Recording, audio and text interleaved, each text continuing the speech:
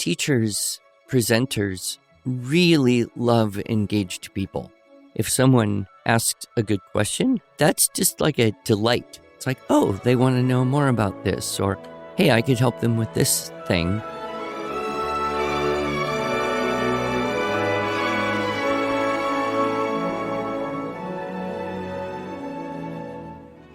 Hello, and welcome to the Arts of Language podcast with Andrew Pudewa, founder of the Institute for Excellence in Writing, or as many like to say, IEW. My name is Julie Walker, and I'm honored to serve Andrew and IEW as the Chief Marketing Officer. Our goal is to equip teachers and teaching parents with methods and materials which will aid them in training their students to become confident and competent communicators and thinkers.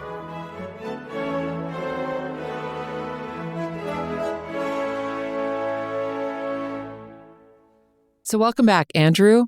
You talked last week about study skills. No, you talked about study skills. Yes. I just tried to ask you some intelligent questions and Yes. moan and whine about my lack of vision. But here we are now in the second part. Well, you better recap what you talked about. Let's see if I can remember. The first one is you have to own it. Right. So there are 7 study skill strategies that I presented in a talk I gave at a homeschool convention, and the first strategy was to own it. To own it, which means don't be a victim. You're responsible for it. And if you don't get that far, nothing else good happens. And you mentioned a book. Well, you mentioned The 7 Habits of Highly Effective Teens. Right. But then you mentioned another one about heroes. Hero on a Journey. Hero by on a Donald Journey, Marion. which is part of the own it idea. And that we would identify ourselves, as the hero of our own story. Exactly. That's an important thing to do. And then, of course, the hero needs mentors, people to help along the journey. I wanted to mention this last week, but I completely forgot. I would like for you to tell your story that you tell the teens that has to do with coming out of class with a backpack and going into the cafeteria and getting a cup of coffee. My point in that story was there's 2 kinds of students. The ones who get out of class, hoist on their backpack, cruise into the coffee shop, get a cup of coffee, and just chat with somebody about whatever, sports, girls, boys, life. And then the other kind of student would get out of class, hoist on the backpack, go into the coffee shop, get something to drink, pull out their notes, and try to tell someone what they just learned. Yep. And these 2 students look almost the same at a distance, and yet one is using a strategy to reinforce in the most effective possible way better learning of what they just remembered. And I use that as a preface to, okay, now we're going to divide into partners and let you each tell each other what you just learned and heard. Exactly. Yeah. And that, if a student would do what you recommend of their own volition, that's owning it.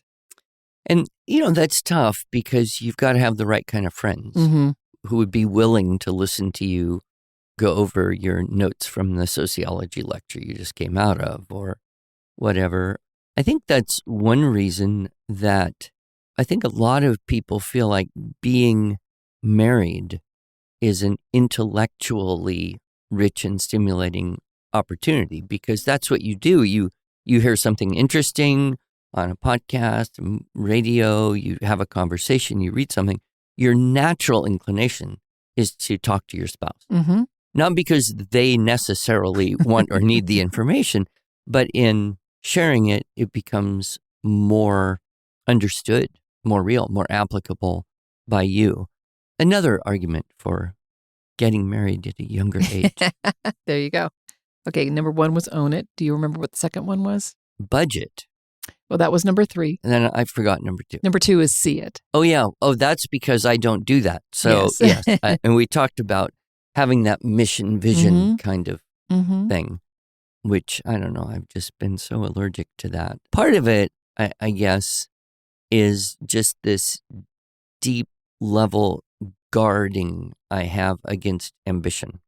Like, I don't want to set high goals because I don't want to be personally ambitious. I want to receive what God gives me gratefully. Yes. And so, that's a personality quirk of mine. But yes, so. Well, and I've convinced you, I think, that it is good and right for our company to want to be able to reach more people just because I believe, and you believe too, that what we have to offer is something that can be truly helpful. Right. And that's, that has been a slow development. And I do see that. I really do. Even though I'm still kind of on guard against this overreaching. And, oh, sure. Yeah. You get into the world of businessy people and it's just, it's all about me and metrics and measuring and dollar success and build a company so you can sell it, so you can have another company and be a multi-billionaire. I just don't want to go there. But can we grow the organization to serve more people? Yes. That I can get behind. So see it, so own it, see it, then budget. And that's pretty much where we left off. Okay. But the whole idea of budgeting it, how it fits into study skills is because a big part of study skills is time management. And we're going to get to that in a little bit when we get to habit or skill number 5, which is schedule it and prioritize is related to that. But the whole idea of budgeting, money is a limited resource. And if you learn and if you have the discipline to say no to something, because whenever you say yes to something, you have to say no to something else. And that's true with time and that's true with money. So if you learn it with money, you are perhaps more likely to be more disciplined with your time. Well, and, young people don't necessarily have the need to practice economy as much as, say, people later in life with a family and more expenses. But like anything, if you practice economy when you are young, you will develop an aptitude. So, if you choose the thing that is of quality, but maybe not as fashionable, you choose something that's practical and useful, even though you might imagine you would wish for the better version or the newer thing, then you're really practicing restraint. And that is a skill that carries your whole life. When you can, like you said, say no to that thing that you don't really need and be happy with less. Yes. In fact, probably the happiest people I know are the people who have the least amount of stuff because they're just not attached and their happiness is in no way dependent upon their stuff. Right. And then I think we see examples of people who have a tremendous amount of stuff and they're miserable because they always want one more. And this is the theme of quite a number of fairy tales as well, because it's a truth we have to learn in childhood. Yes. King Midas and the Golden Touch. Yeah. All right. So habit number 4 or, skill number 4 is prioritize. And I recall you sharing the Latin meaning of priority or something like that. I don't know that I did. I mean, prior means before. So priority would be something you do before everything else. But what was interesting, I think the thing you're remembering is I had learned that it wasn't until the mid-20th century that the word priority became plural. It never previously was used in a plural form. You didn't have priorities. You had one priority. Right. And you did that before everything else because that's what it was. And, I'm not opposed to words growing and meaning and application, but we do tend now to say, well, I have so many priorities. It's true. And so, which is the true prior priority? And I think people have made great and small fortunes on helping others learn how to prioritize correctly. So we avoid the tyranny of the urgent. The tyranny of the urgent. And actually, that's exactly where we're going now to talk about back to Stephen Covey, because we talked about him a little bit last week. And his book, The 7 Habits of Highly Effective Teens or People. His son wrote the teens book. He wrote The People. And his habit number 3 is put first things first. And so, like you said, what is the most important thing? What is the one and only thing? Well, it's grown to that. So first things first, And he sets up a quadrant 2x2. So, right. I remember that from the Covey Franklin Day Planner world Yes. before we had computers. Yes, exactly. So you've got 2 columns and 2 rows. So the columns are labeled urgent or less urgent. And then the rows are labeled important or less important. So I gave names to these. And now this is not Stephen Covey's names. These are my own names. Oh, okay. But it helps me. So quadrant 1 is the urgent and important things. And I call this the fire department. Oh my goodness, you've got to put that fire out because it's urgent and it's important. And if you don't, there are consequences. Oh, that's horrible. And what happens if we procrastinate and wait to the last minute with things, which I'm totally guilty of, and we live our lives in the fire department, that's going to be very stressful. And we're not going to. We don't want stress. We don't want, well, we want a certain amount of stress, but not so much that it's daunting and debilitating, right? Okay. So the third quadrant now, so we're going to go down. I'm going to skip 2. So this would be urgent but less important. Correct. Okay. I call that the zoo. And the zoo, think about the monkey cage.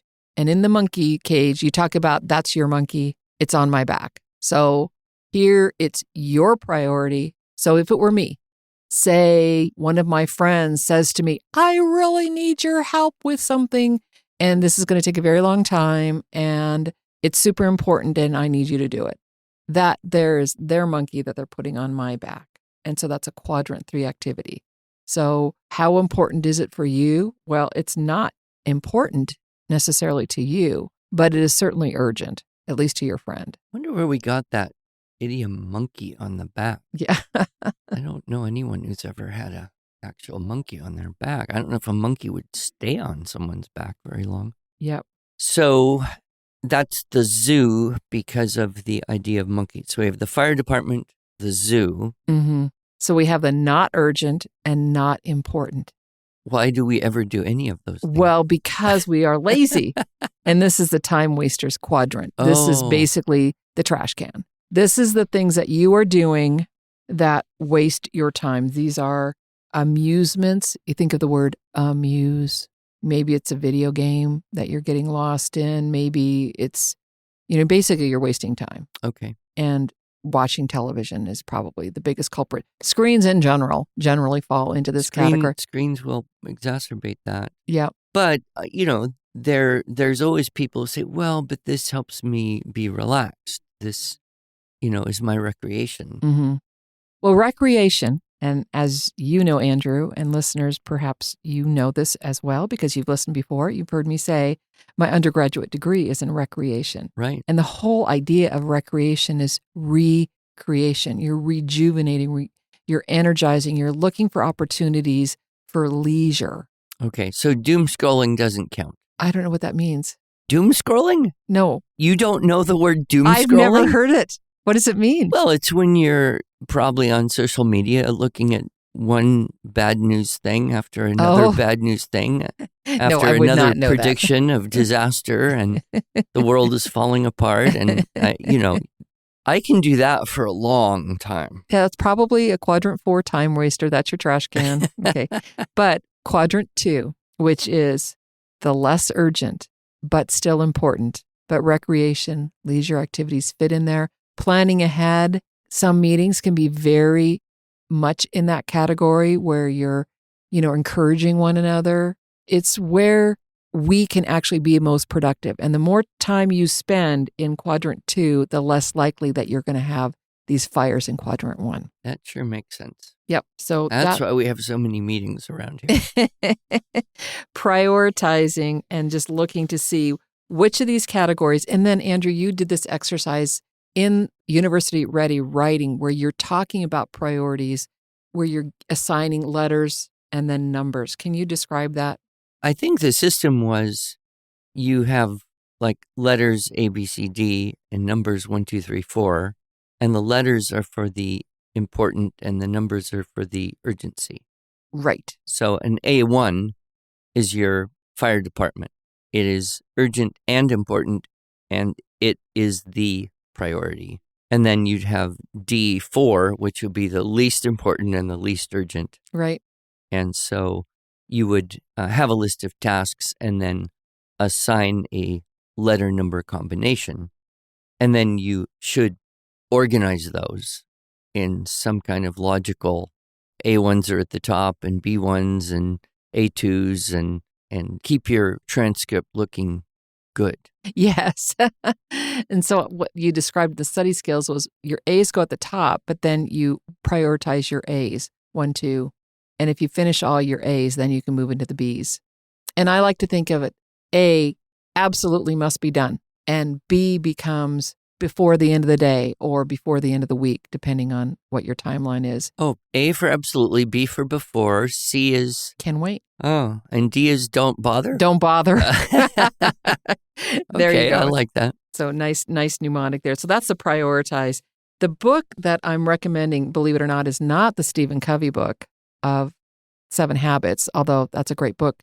But I have a specific book for this one, and it's called The One Life Solution by Dr. Henry Cloud. And Dr. Henry Cloud is the boundaries guy. So this is the boundaries book on steroids. This is, if you've ever read a boundaries book, you're going to go, oh, okay, I get this. And the whole idea of boundaries is imagine that your life is a yard, right? And you've got a nice little picket fence around your yard, and you want to keep your yard clean. And some neighbor walks by, not a very good neighbor, and he throws his trash in your yard. What are you going to do about that? Either leave it there, pick it up and put it in the trash, or throw it over the fence back into his yard. Yeah. I don't have a dog to eat your trash. I'm not sure what other options there are. Right. And the idea of the boundaries book is recognize that you have boundaries and recognize that you're allowing people to throw trash. Build a higher yard. fence. Maybe that's true. Maybe some people don't even have a fence and they allow people just to take advantage of their good graces. Yeah, I have boundaries that prevent me from reading books like that.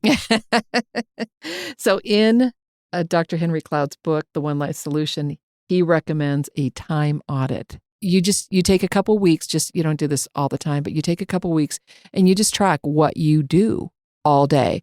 How much time do you spend cooking? How much time do you spend cleaning? How much time do you spend cleaning up after your kids? How much do you time, what did you call it? Doom scrolling? Yeah. Okay. Scrolling. Let me tell you how much time I spend doom scrolling. 0. Oh, come on. No, I don't. Well, the Babylon Bee counts, so... Okay.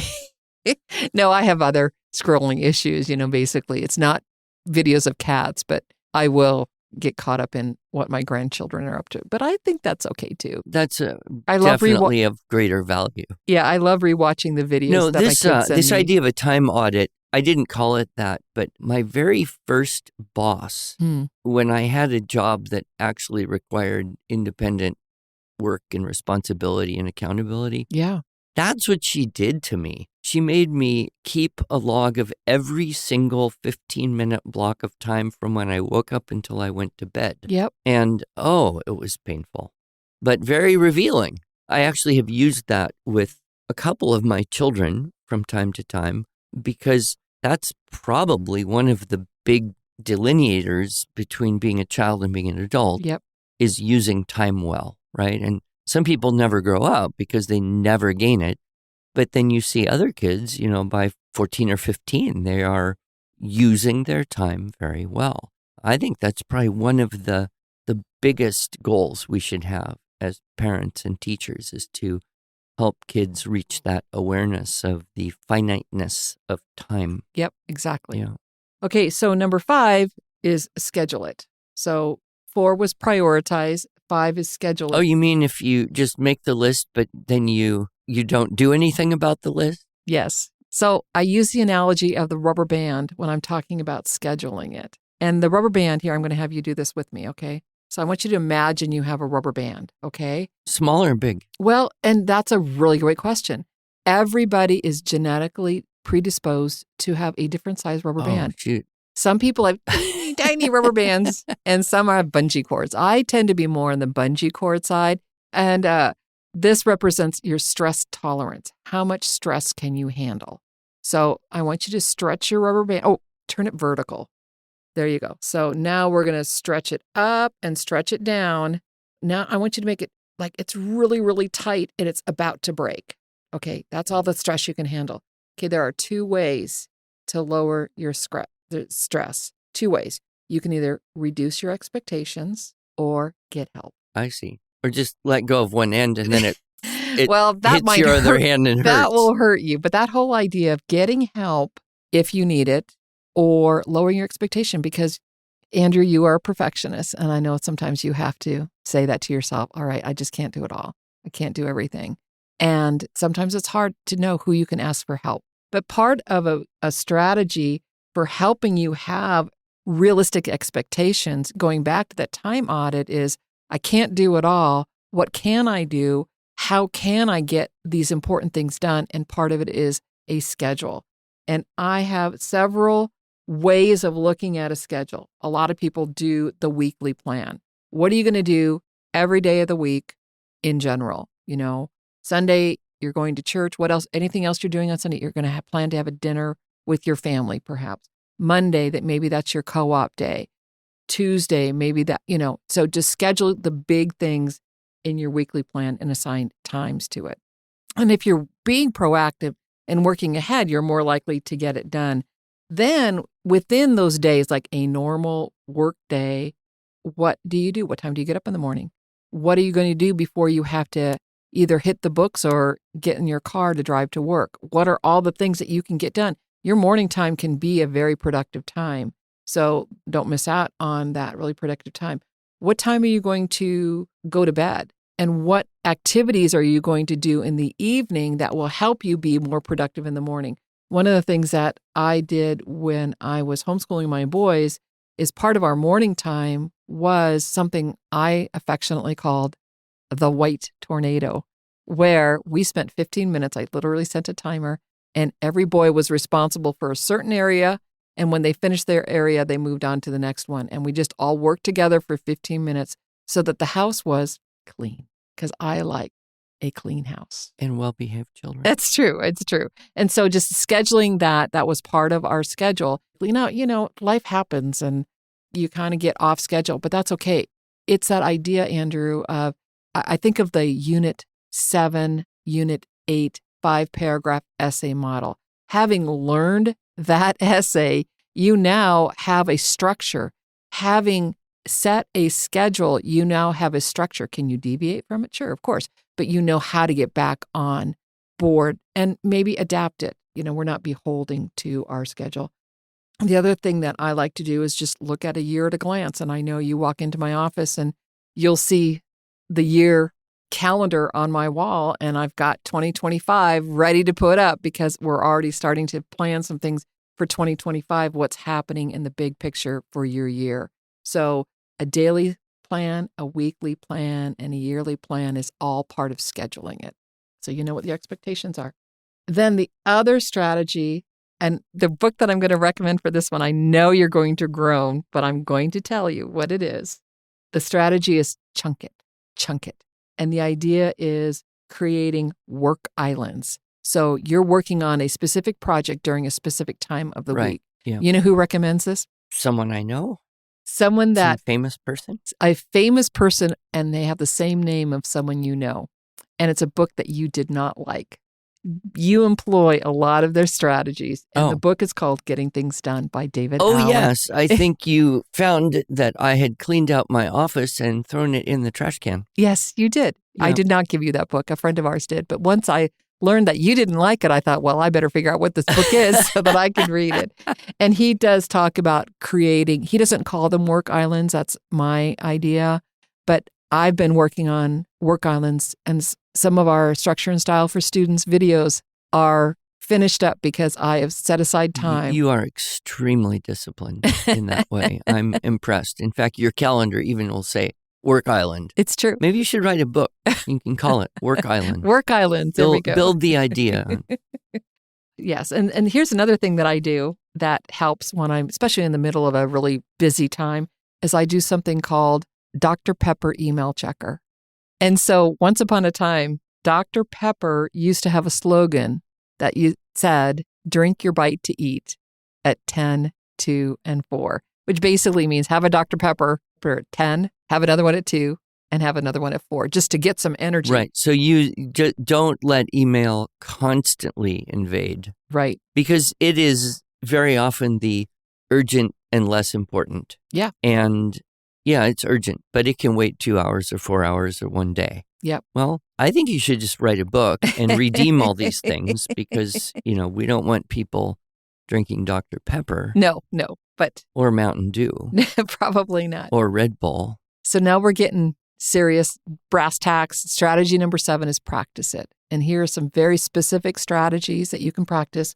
I did talk about in the talk that I gave, the daily to-do list of prioritizing absolutely must be done before the weekend. But here's a couple other things that I recommended. I'll post a picture of this. I have a picture that I showed. It was a college professor lecturing a class, and every student that he's lecturing is sitting in the back of the class. Oh, yeah. So dumb. Absolutely dumb. If you want to be that student that gets the most out of class, you sit in the T. Do you know why? Well, because you'll be more attentive. The professor will notice you. There'll be a likelihood of higher engagement, and you'll score better on your test. 100%. That's old. A+. That is, do you remember when we were very young, there were television commercials, and there was this one course or something where there's a will, there's an A. Oh, interesting. Do you remember that? Mm-mm. It was kind of like with Evelyn Wood Reading Dynamics TV commercial. Anyway, where there's a will, there's an A. You could buy this course. Yep. And that was the first thing they said is sit in the T. Yes, because that's where teachers teach. They teach in that front row, and they teach along that center aisle. It's like an inverted T. There's an even bigger reason to do that now. And it's also supported by research, because if you are in a place where you can see someone else's computer screen, you will be more distracted than if you can't see someone else's screen. Yep, absolutely. And yeah, sit in the front. All the people behind you, they can be distracted with your doom scroll. No. And that's the thing when I talked about this is during class, practice the magic of the T, take notes with pen and paper. Do not. Yeah, all the research shows that. Yep. Pen and paper note taking way more efficient for comprehension and recall. Yeah. And then I also recommend that you ask questions, because if you're asking questions, you are more likely to be engaged. And students that are owning it, circling back to strategy number 1 of owning your education, if you are owning it, if you are asking questions, you are more likely to do well in that course. Well, the other thing is, teachers, presenters really love engaged people. And I know, if I'm giving a talk and there's a little bit of time, if someone asks a good question, that's just like a kind of a delight to me. It's like, oh, they want to know more about this, or, hey, I could help them with this thing. And I know that college teachers are the same. And then when there's like no questions, there's no conversation. And then it's just one way. And that's never as fulfilling for anyone. Yeah.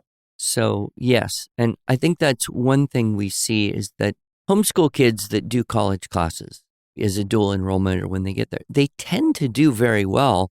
And one of the things that teachers like about them is that they engage in asking questions and conversation. And a lot of other kids are just, that's not an aptitude they've developed in the same way. So practice it. I talked about what to do during class, after class, and then this whole, we remember 10% of what we read, 20% of what we hear, 30% of what we see, 50% of what we see and hear, 70% of what we discuss with others, 80% of what we personally experience, and 95% of what we teach others. I don't know you could ever prove that with studies, but I think empirically it holds true. We all experience that phenomenon. And, getting back to why we have this tendency to want to share information with other people, not necessarily for their benefit, but because we instinctively want to retain it more. Yep. So that was it. There's a few other things I shared about memorization, and I would be remiss if I did not mention our new app that is not yet quite ready to launch, but we're pretty close, called Memory Mentor.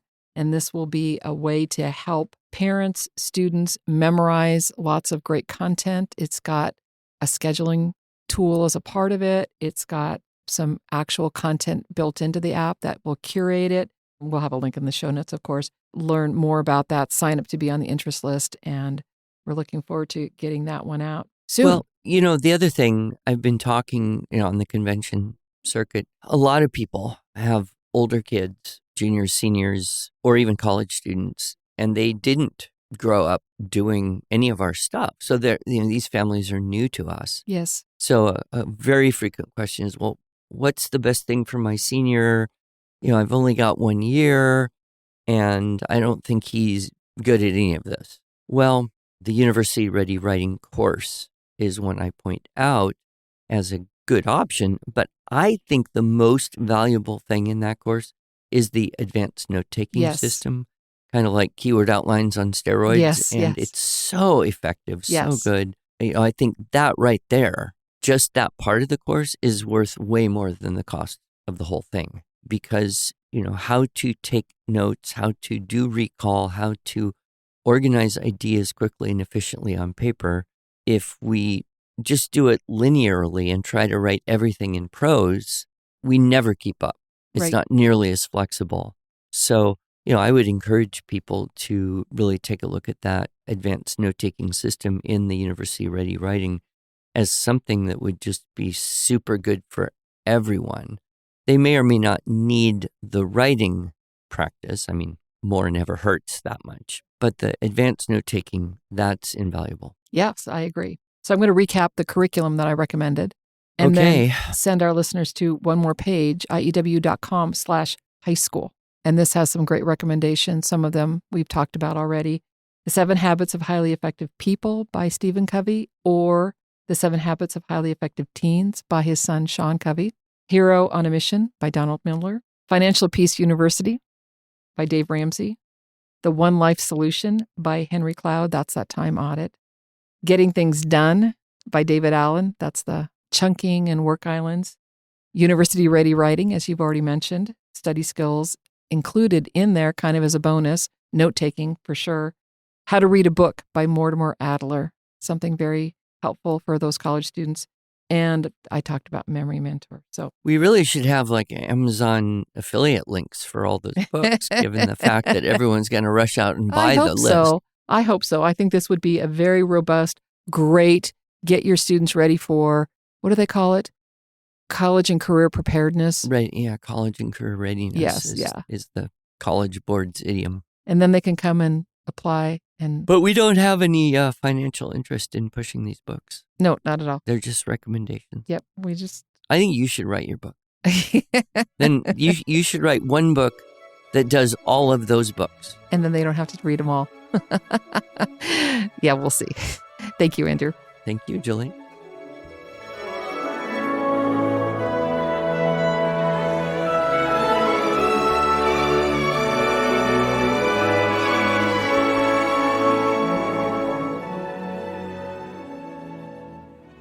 Thanks so much for joining us. If you enjoyed this episode and want to hear more, please subscribe to our podcast in iTunes, Stitcher, or Spotify, or just visit us each week at iew.com/podcasts.